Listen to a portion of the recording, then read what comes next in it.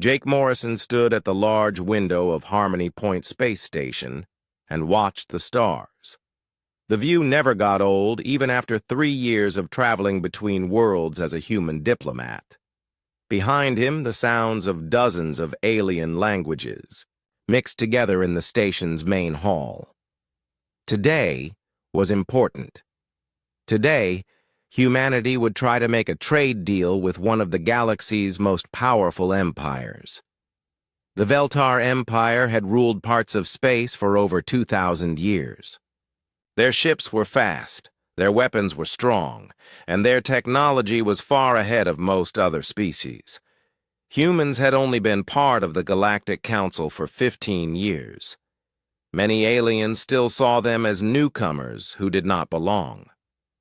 Jake turned away from the window and checked his watch. The meeting would start in 30 minutes. He wore his best diplomatic suit, dark blue with the Earth symbol on the collar. His hair was neat and his face was calm. People always said Jake looked peaceful, even when things got difficult. "Ready for this?" asked Captain Lisa Turner as she walked up to him. She was Jake's security officer and one of his closest friends. Lisa had short red hair and sharp green eyes that missed nothing. She wore the standard security uniform with a small weapon at her side. "As ready as anyone can be," Jake replied. "The Veltar are not easy to work with. They think they are better than everyone else." Lisa nodded. "I read the files. Their prince is young and proud, only 19 years old, but he acts like he owns the galaxy." "Prince Zethkari," Jake said the name slowly. "He will be leading their team today. This is his first big diplomatic mission. He wants to prove himself to his father, the Emperor." They walked together toward the main conference hall. The hallway was wide and bright, with artwork from many different worlds on the walls. Aliens of all shapes and sizes moved past them. Some had scales, others had fur, some walked on 2 legs, others floated in the air. Jake had learned to find beauty in this diversity. The conference hall was huge, with a circular table in the center. Seats were arranged for each delegation. The human team was small, just Jake, Lisa, Ambassador Cole Fisher, and 2 assistants. The Veltar delegation was much larger. They had arrived an hour early and taken their seats with great ceremony. Prince Zethkari sat at the head of the Veltar group. He was tall and thin, with pale blue skin and silver hair that fell to his shoulders. His eyes were dark purple, and they looked at everything with cold judgment. He wore robes of deep red and gold, showing his royal status. Even sitting down, he held himself like someone who expected others to bow to him. Ambassador Fisher walked over to Jake. Cole was an older man with gray hair and tired eyes. He had been a diplomat for 20 years and had seen many difficult negotiations. "Remember," Cole whispered, "we need this deal. Earth needs their technology, especially their medical advances. Try not to make the prince angry." Jake nodded but said nothing. He had his own ideas about how to handle proud royalty. The meeting began with formal introductions. Each delegation stood and stated their names and titles. When it was the Veltar turn, Prince Zethkari rose slowly. He was even taller than Jake had thought, maybe 7 feet. "I am Prince Zethkari of the Veltar Empire," he said in perfect English. His voice was cold and sharp. "Heir to the Golden Throne, commander of 1,000 fleets, and guardian of ancient wisdom." He paused and looked directly at the human delegation. "I come here today to see if your species has anything of value to offer my people." The way he said "your species" made it sound like an insult. Several other alien delegates shifted uncomfortably in their seats. Everyone knew the Veltar looked down on younger civilizations, but the prince was being more rude than usual. When The humans introduced themselves. Prince Zethkari barely listened. He examined his fingernails and whispered to his advisors. When Jake stood and gave his name, the prince laughed softly. "A simple name for a simple species," the prince said, loud enough for everyone to hear. The formal speeches began. Each delegation talked about what they hoped to gain from the meeting. The Veltar prince spoke for 20 minutes about his empire's great achievements.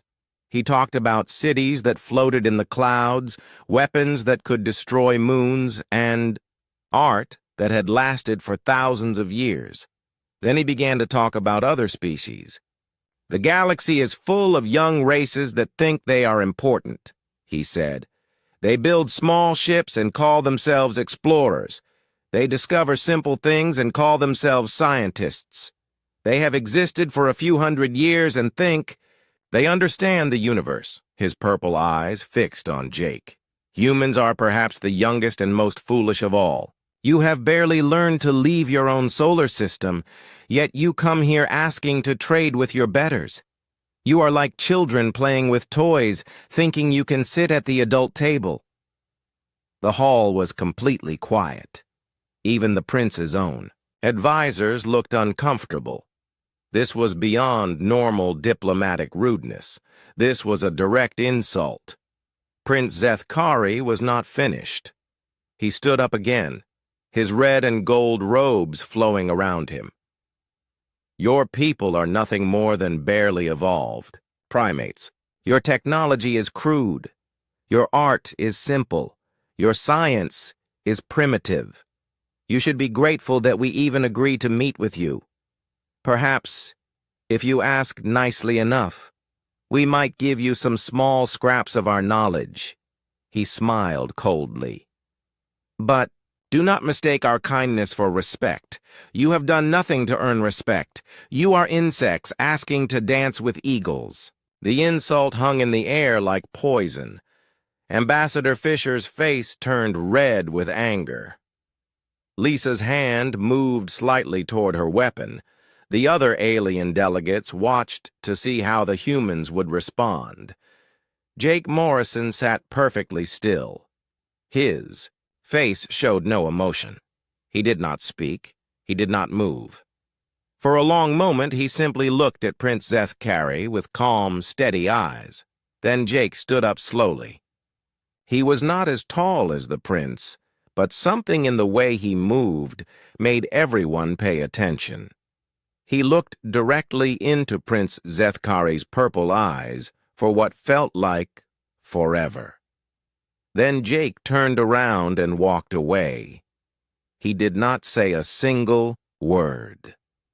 He did not show anger or hurt feelings.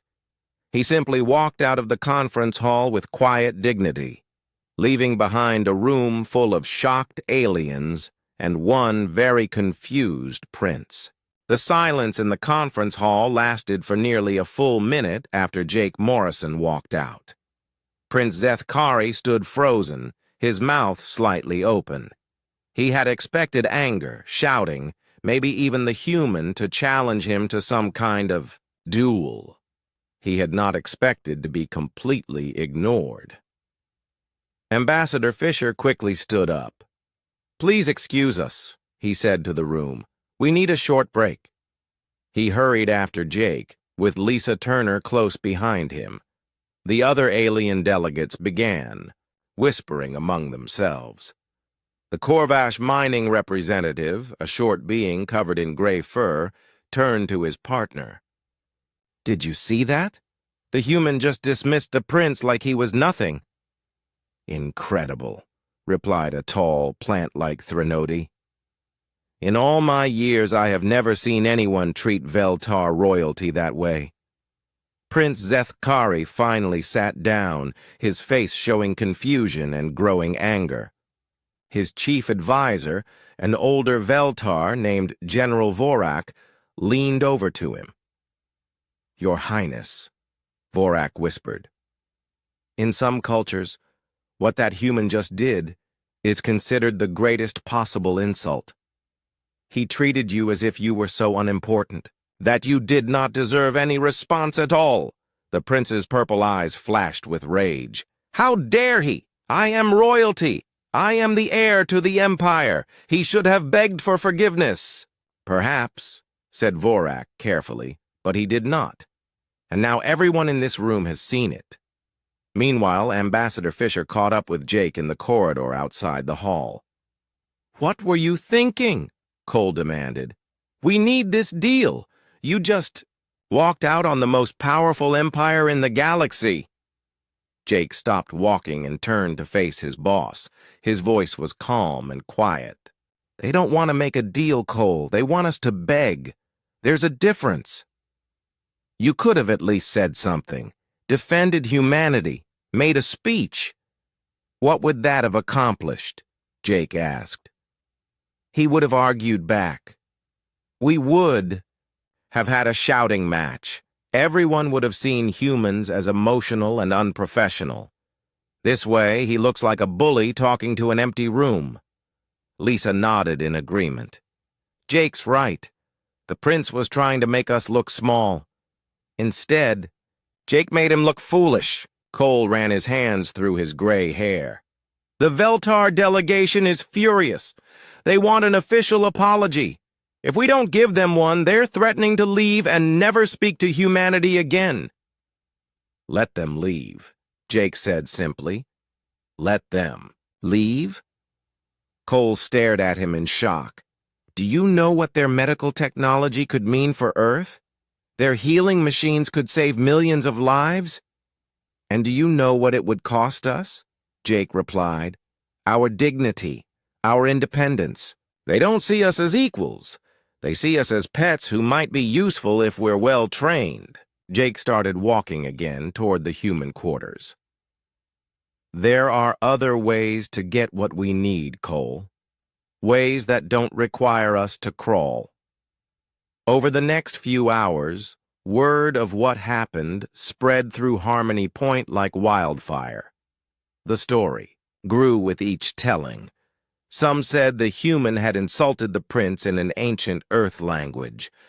Others claimed he had used some kind of mental power to make the prince speechless. A few even suggested it was a human military technique.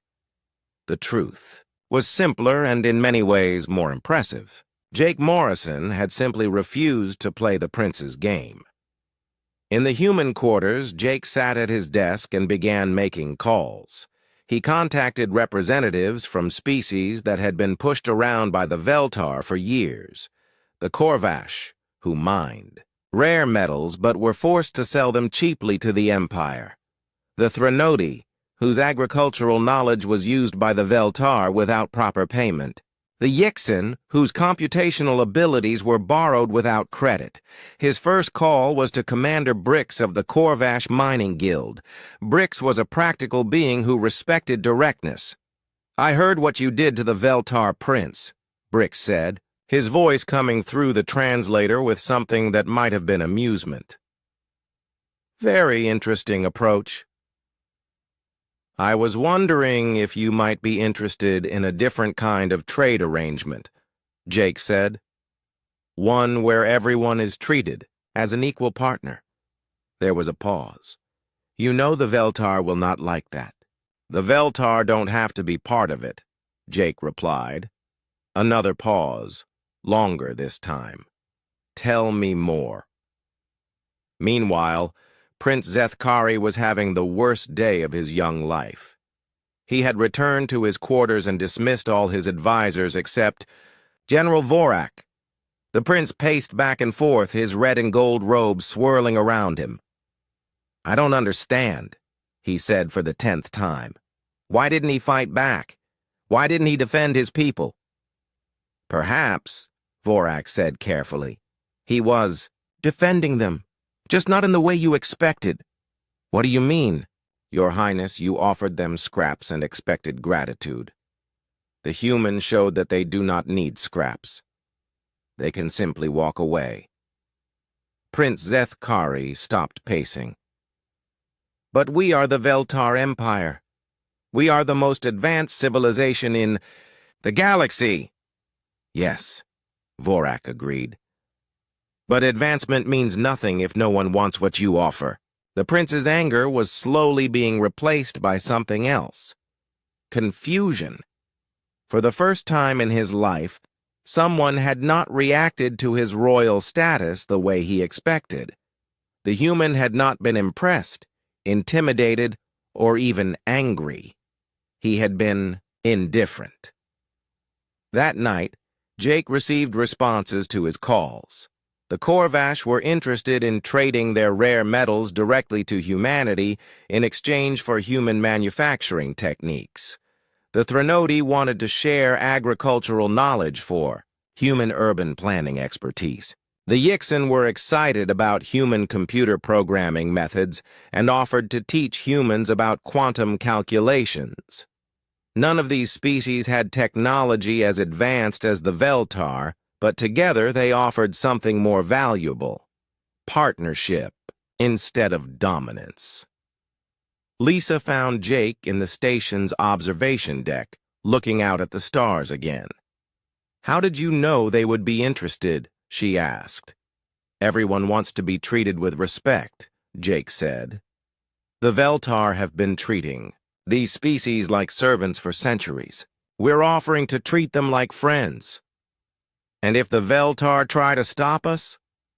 Jake smiled for the first time since the morning's meeting. "Then they'll have to compete instead of dictate. Competition makes everyone better." Back in his quarters, Prince Zethkari could not sleep. He kept thinking about the humans' eyes. There had been no fear in them, no anger, no desperation. There had been something else, something the prince could not identify. General Vorak had left him with a disturbing thought. "Your Highness, what if the human knows something we do not?" The prince stared at the ceiling and wondered what a species that could walk away from the Veltar Empire might be capable of. For the first time in his 19 years, Prince Zethkari began to question whether being the most advanced civilization in the galaxy was the same thing as being the best. In the morning, everything would change again. But that night, the seeds of a new kind of diplomacy were already beginning to grow in the darkness between the stars. 3 days had passed since Jake Morrison walked out of the conference room. The Veltar delegation was still on Harmony Point, but they kept to themselves. Prince Zethkari had not left his quarters except for meals. The human delegation continued to work, but now they were talking to different species entirely. Jake was in a meeting with Commander Brix of the Corvash and Dr. Nell of the Threnody when the emergency alarms began to sound. Red lights flashed throughout the station, and a mechanical voice announced in multiple languages, "Critical system failure in environmental control. All personnel prepare for emergency procedures." The meeting room's door opened, and Lisa Turner rushed in. "Jake, we need to get to the evacuation points. Something's wrong with the air recycling system." Through the station's windows, they could see small ships already leaving Harmony Point. The emergency was real and serious. Without proper air recycling, the station could only support life for about 6 hours. In the main corridor, beings from dozens of species moved quickly but calmly toward the emergency stations. Most aliens had their own ships and could leave if necessary. Humans were among the few who had arrived on a commercial transport and would need to wait for rescue ships. Jake saw Prince Zethkari and his delegation moving toward their ships. The prince looked pale and his usual confident manner was gone. General Vorak was speaking quickly into a communication device. "What's the situation?" Jake asked a station engineer, a blue-skinned Zentari named Koss. "The main air processor failed," Koss explained, his 4 arms gesturing rapidly. "We tried to switch to the backup system, but it failed too. Both systems use Veltar technology, very advanced. But when something goes wrong, it goes very wrong. What about manual override? Koss shook his head. The Veltar system is too complex. It requires special training and equipment that we don't have on the station. Jake looked around and saw fear in many faces. Harmony Point housed over 3,000 beings from 40 different species. Not everyone could evacuate quickly. How long to get repair ships here? Jake asked. 12 hours minimum, Koss replied. We only have 6 hours of air left. Jake was quiet for a moment, thinking. Then he turned to Lisa. Get me Commander Brix, Dr. Nell, and any Yixin engineers who are still on the station. Tell them to meet me in Engineering Section C. What are you planning? Lisa asked. Something the Veltar probably won't like, Jake replied. Prince Zethkari watched from across the corridor as the human began organizing something. The prince's own engineers had already declared the problem impossible to fix without specialized Veltar equipment. They had recommended immediate evacuation for all Veltar citizens. Your Highness, General Vorak said, our ship is ready. We should leave now. But Prince Zethkari did not move. He was watching Jake Morrison gather aliens from different species. They were not panicking or running to escape pods. They were talking and planning. What are they doing? The prince asked. I do not know, Your Highness, but it is not our concern. We have our own ships. The prince nodded but continued to watch. Something about the humans' calm confidence reminded him of their first meeting. Jake had not been afraid then either. In Engineering Section C, Jake stood before a mixed group of aliens and humans. Commander Brix was there with 2 other Corvash miners. Dr. Nell had brought 3 Threnody plant specialists. 2 Yixin computational experts floated nearby, their crystalline bodies glowing softly. Lisa and 2 human technicians completed the group. The Veltar system failed because it's too rigid, Jake explained. It works perfectly under normal conditions, but it can't adapt when something unexpected happens. We need to build something simpler and more flexible. With what materials? Asked Brix. We are on a space station, not a factory. With what we have, Jake replied. He pointed to a wall display showing the station's layout. The Corvash mining equipment has powerful air filters for working in tunnels. The Threnody agricultural systems include oxygen generators for growing plants. The Yixin computers can calculate the exact mixture we need, and humans... He smiled. Humans are good at making things work with whatever is available. Dr. Nell's plant-like features shifted in what might have been surprise. You want to combine our technologies? I want to use the best parts of everyone's technology, Jake corrected. Not replace the Veltar system, but work around it. For the next hour, the mixed group worked together in ways they never had before.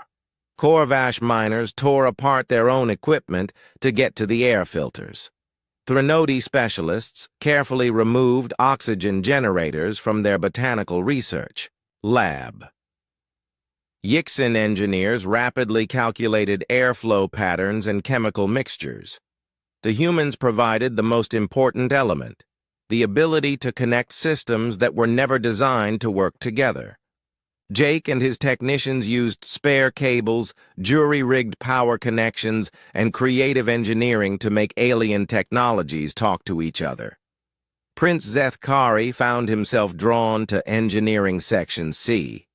He told his guards to wait outside and entered the work area alone. What he saw confused him. The human was lying on his back under a mass of connected equipment, tools scattered around him. His diplomatic suit was dirty and torn.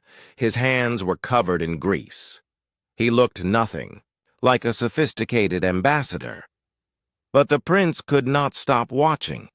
Jake worked with complete focus, connecting Corvash filters to Threnody oxygen generators using human-made cables. When something did not fit, he made it fit. When a connection failed, he tried a different approach. "This should not work," said a Yixin engineer to Jake. "These systems are from completely different technological families. Should not work and will not work are different things," Jake replied without stopping his work. "Hand me that power coupling." Around him, beings from different species worked together like parts of a single organism. Commander Brix's strong arms lifted heavy equipment. Dr. Nell's plant knowledge helped optimize oxygen production. The Yixin calculated exactly how much air each section of the station needed. Prince Zethkari had never seen anything like it. In Veltar society, each person had a specific role and never crossed into other areas. Engineers were engineers, scientists were scientists, and royalty was royalty. But here, everyone did whatever was needed. "How is the progress?" Lisa asked. "Jake, getting there," he replied, sliding out from under the equipment. His face was streaked with dirt, but his eyes were bright with excitement. "The system is not pretty, but it should work. We're creating a secondary air processing network that bypasses the failed Veltar systems entirely. How long will it take?" 2 more hours if nothing else breaks." Prince Zethkari stepped forward. "May I ask a question?" Everyone turned to look at him. Jake wiped his hands on a rag and nodded. "Why are you doing this?" the prince asked. "You could evacuate with the others. Your people have ships coming to rescue you." Jake looked at the prince for a moment. "Because 3,000 beings live on this station, they don't all have ships. They don't all have rescue teams coming. If we can help, we should help.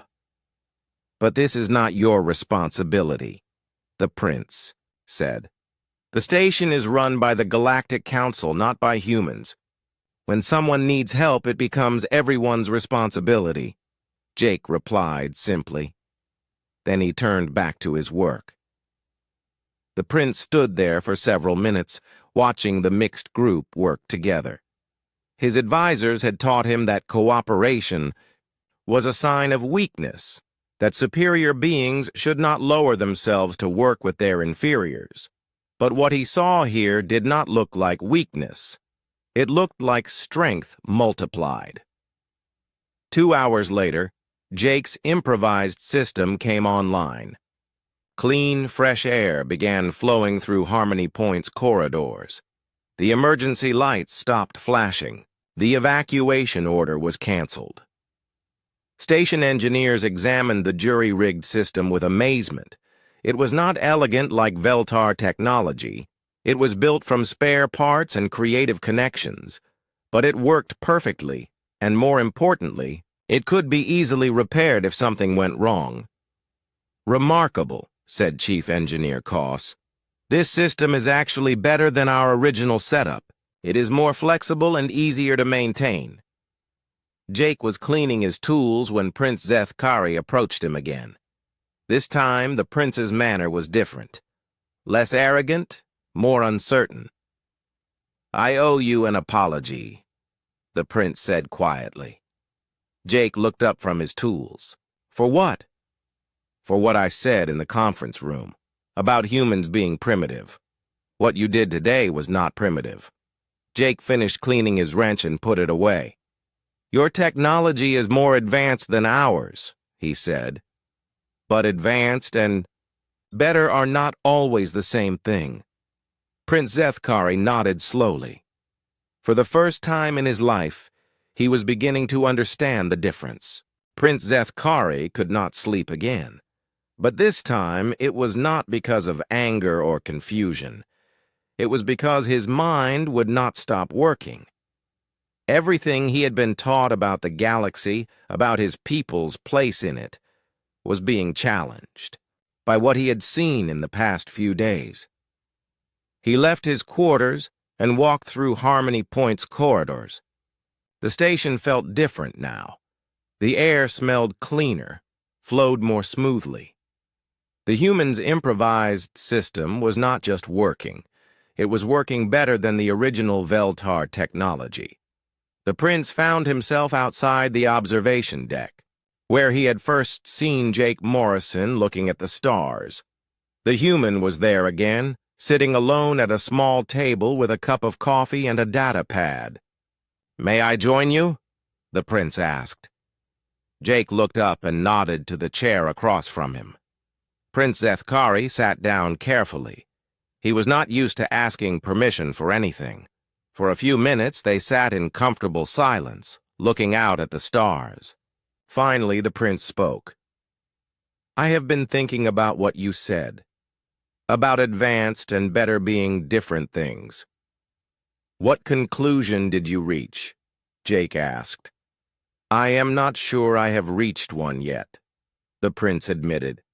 "My people have always believed that technological advancement proves superiority. The most advanced species should lead. The less advanced should follow." Jake sipped his coffee. "What if you're measuring the wrong thing?" "What do you mean?" "Your people measure technology. We measure cooperation. Your people value individual achievement. We value team success. Maybe we're all measuring different aspects of the same thing." Prince Zethkari frowned. "But surely, some measurements are more important than others." "Are they?" Jake pulled up data on his pad. "Look at this. The Korvash have been mining asteroids for 800 years. They have techniques for finding rare metals that your people never developed, because you already had enough wealth and never needed to get better at mining." He swiped to another screen. "The Threnodi can grow food in environments that would kill most plants. They have biological knowledge that could revolutionize agriculture on any world. But your people never asked them to teach you because you thought their technology was too simple." Another swipe. "The Yixin can process mathematical calculations in ways that are completely different from Veltar computers. They approach problems from angles your people never considered." Jake set down the pad. "Every species in the galaxy has something valuable. But if you start from the assumption that you're already the best, you stop learning from others." The prince was quiet for a long time. "You are saying my people have made ourselves weaker by thinking we were stronger." "I'm saying that strength comes from many sources. Technical advancement is one. But cooperation, adaptability, willingness to learn, these are also sources of strength." Prince Zethkari thought about the emergency 3 days ago. His people's advanced system had failed completely. They had been helpless to fix it. But the human and his mixed team had created a solution from spare parts and different species. Knowledge. "How do you do it?" the prince asked. "How do you work with so many different species without conflict?" Jake smiled. "By assuming they have something to teach us. When I met Commander Brix, I did not think about how Korvash mining technology compared to human technology. I thought about what we could accomplish together. But different species have different ways of thinking, different cultures, different values. That's what makes it interesting," Jake replied. "Dr. Nell approaches problems like a gardener, slowly, carefully, thinking about long-term growth. Commander Brix thinks like a miner, direct, practical, focused on results. The Yixin think in mathematical patterns that I cannot even understand. When you combine all these different approaches, you get solutions that none of us could find alone." The prince leaned back in his chair. "I was taught that mixing different approaches creates confusion and weakness. Who taught you that?" "My advisors, my teachers, my father." The prince paused. "People who have never worked closely with other species." Jake nodded. "Fear often disguises itself as wisdom. It's easier to avoid learning new things than to admit you might not know everything." Prince Zethkari felt something he had never experienced before. Doubt about his own people's way of doing things. But instead of being frightening, it felt almost exciting, like discovering a new star system. "Can I ask you something?" the prince said. "When I insulted your people in the conference room, why did you not defend them? Why did you just walk away?" Jake was quiet for a moment, thinking about his answer. "Because defending them would have meant accepting your premise, that there was something to defend against. You were trying to make me prove that humans were worthy of respect. But respect is not something you prove to someone who has already decided not to give it. I do not understand. You wanted me to argue with you, to list human achievements and beg you to acknowledge them. But that would have put you in the position of judge and me in the position of someone seeking approval." Jake looked directly at the prince. "I did not need your approval then, and I do not need it now." The prince felt a strange sensation in his chest. No one had ever spoken to him this way, not with anger or fear, but with complete independence. "But you are speaking with me now, because now you are asking questions instead of making judgments. That is different." Prince Zethkari stood up and walked to the large window. Outside, he could see ships from many different species docked at Harmony Point. Corvash mining vessels with their heavy armor. Elegant Threnody bioships that looked more grown than built. Geometric Yixin craft that seemed to exist in several dimensions at once. And human ships, simpler than most, but somehow looking more friendly. "My people will not understand if I change my views," the prince said softly. "Change is always difficult," Jake replied. "But leaders sometimes have to go first, even when it is hard. I am not the leader yet. My father is still the emperor." "Leadership is not about titles," Jake said. "It is about choosing to do the right thing, even when others do not understand." The next day, Prince Zethkari made a decision that shocked his advisors. He asked to observe the trade negotiations that Jake was conducting with the other species. General Vorak protested strongly. "Your Highness, these are minor species with inferior technology. It is beneath your dignity to attend their meetings." "I want to see how they conduct business," the prince said firmly. The meeting was in a smaller conference room than the one where the original diplomatic incident had occurred. Jake sat at one end of an oval table with Commander Brix on his right and Dr. Nell on his left. Two Yixin floated nearby, their crystalline forms glowing softly as they processed information. Prince Zethkari took a seat in the observer section and watched quietly. The meeting was completely different from Veltar diplomatic sessions.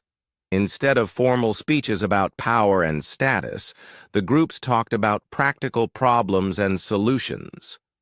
Commander Brix explained how Corvash mining techniques could help humans extract minerals from asteroids. Dr. Nell described how human urban planning could help the Threnody design better agricultural colonies. But what impressed the prince most was how they handled disagreements. When the Yixin suggested a mathematical approach that the Corvash did not understand, Jake did not dismiss either side. Instead, he asked questions until he found a way to combine both approaches.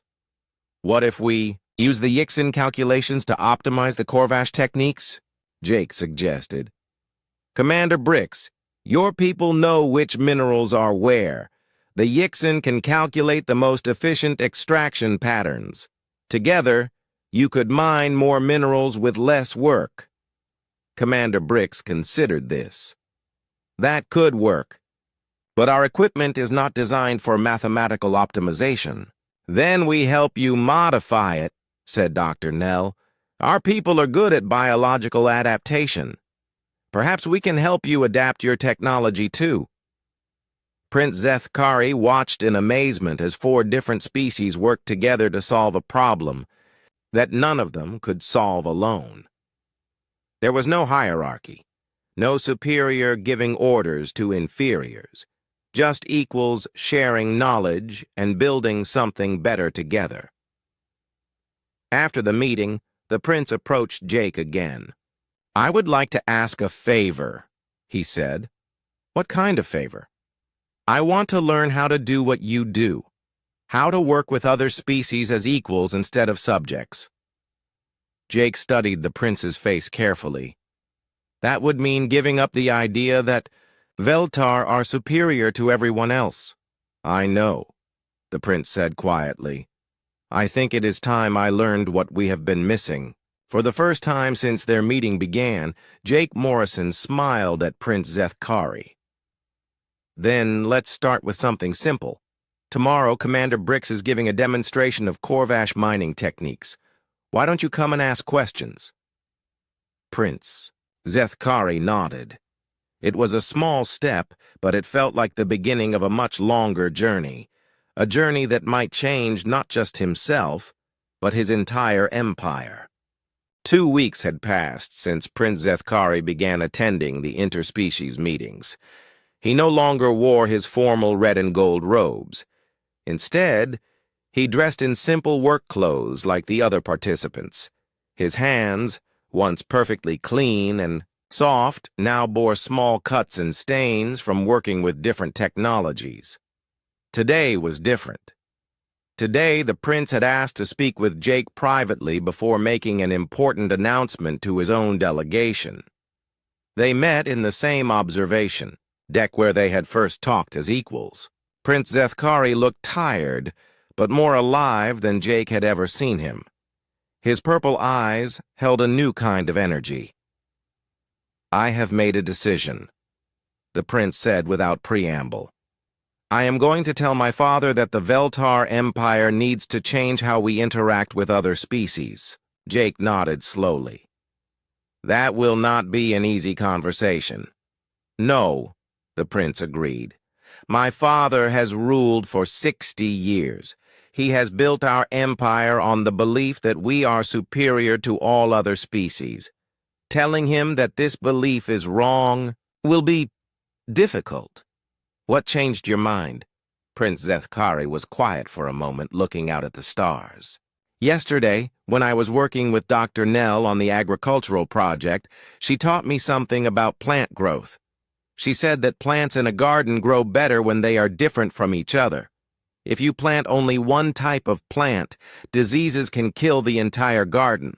But if you have many different plants, they protect each other." He turned to face Jake. "I realized that the galaxy is like a garden.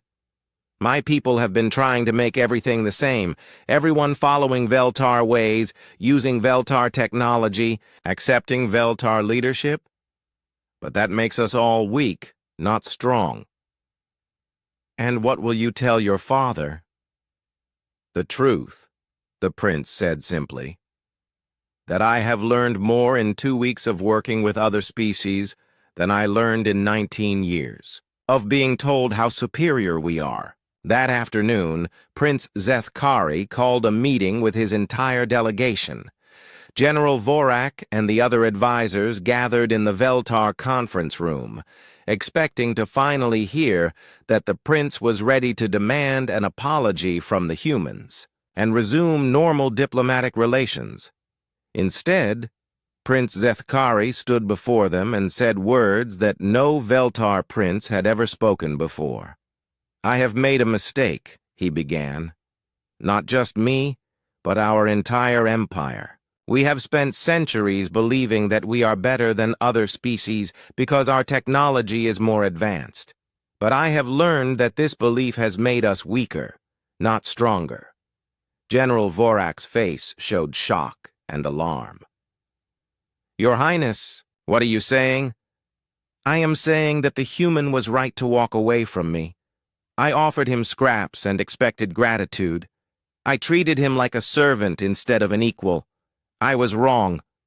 The room erupted in protests. Advisors spoke over each other, demanding explanations, threatening to contact the Emperor immediately. but Prince Zethkari held up his hand for silence. I have spent 2 weeks working with humans, Korvash, Threnody, and Yixen. I have learned things that our most advanced scientists never discovered. Not because these species are more advanced than us, but because they approach problems differently than we do. He activated a holographic display showing the improvised air recycling system that Jake's team had built. This system works better than our original Veltar technology. It was built by combining knowledge from 4 different species. None of them could have created it alone, including us.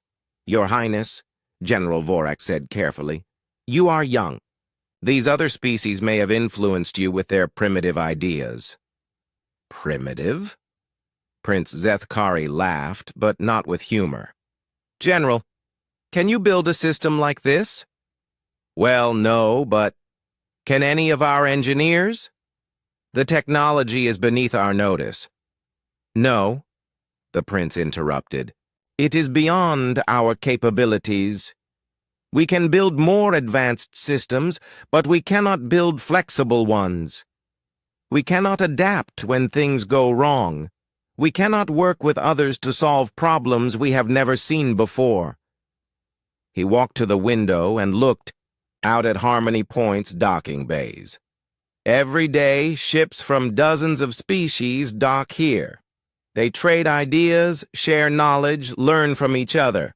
And what do? We stay in our quarters and talk about how much better we are than everyone else. The prince turned back to his advisors. I am going to recommend to my father that we change our approach to diplomacy.